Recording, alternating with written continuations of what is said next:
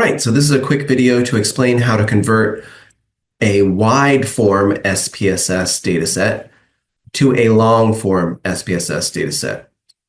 What is a wide form dataset? A wide form dataset is when you have data that is collected over time.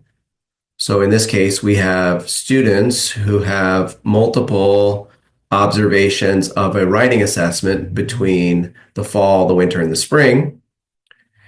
And that data is organized all in one row. So all of this student's data is in this row. So the data set becomes very wide. It becomes very wide left to right.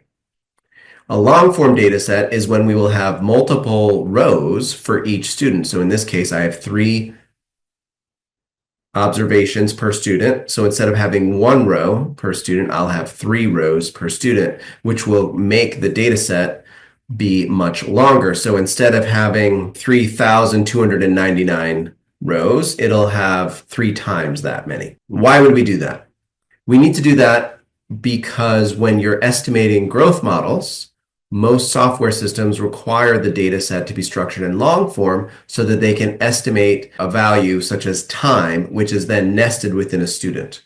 In this case, we'll have a multi-level model where time ordered from 0 for fall, 1 for winter, 2 for spring, nested within student, who are then nested within teacher. So then we'll have a multi-level model with 3 levels, time nested within students, nested within teachers.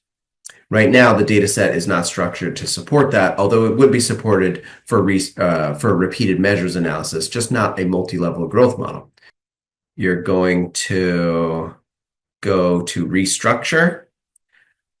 What we're going to do, you can see here, this is the wide to long, because we're going to have the data to be arranged into groups. So we're going to restructure selected variables into cases. Here, we're going to, how many variable groups do you want to structure? We really just want 1. So in this case, I'm just going to have 1 variable, which is writing quality. And actually, I'm going to have 2 because I also have a reading quality measure. So I'm going to have 2 variables that are structured over time because I have a reading measure and a writing measure that are both 3 times.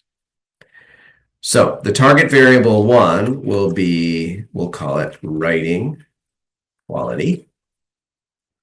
And the variables that will go into that are these 3. The next variable will be reading achievement. And those will be these variables. The fixed variables are everything else. Optionally, you can also choose variables to copy to the new file as fixed variables. Yes, I will definitely do that. Basically, going to copy everything except those 6 variables. Okay, let's put those into fixed variables.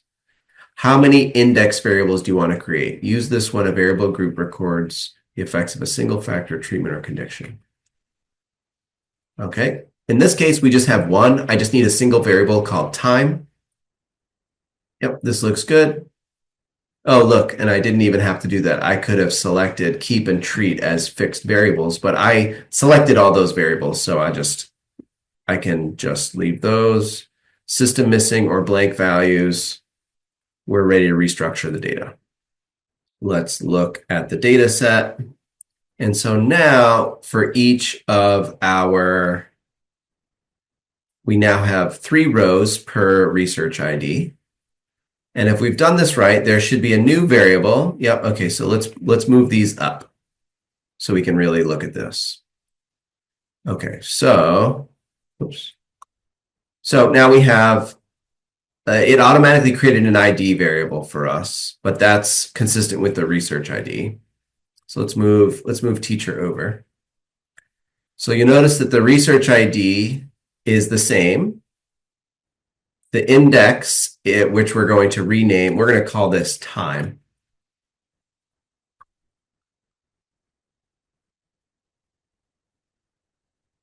And time is now structured 1, 2, 3 according to our measurement occasions. Here's our writing quality measure. Here's our reading achievement measure. And there we go. And then everything else is a fixed variable that won't change across the 3 rows. Everything is the same. If it's missing in one row, it will be missing. If it's present, whatever the value is will be present in the other 3 rows. And that's the same for all of my variables. And if this was done correctly, I should now have 3299. We're going to save that times 2 plus the original. So yeah, we have exactly the amount that we expected, which is 3 rows per our original cases. We had 3,299 original cases. When we did this correctly, we created 3 rows for every one of those cases, which is adding to another 2/3, so which is 6,598 for the total. I always think it's a good idea to double check the ends, make sure you got what you're expecting. I'm going to save as, and I call this long form. Long. And there we go. And that's how to restructure your data.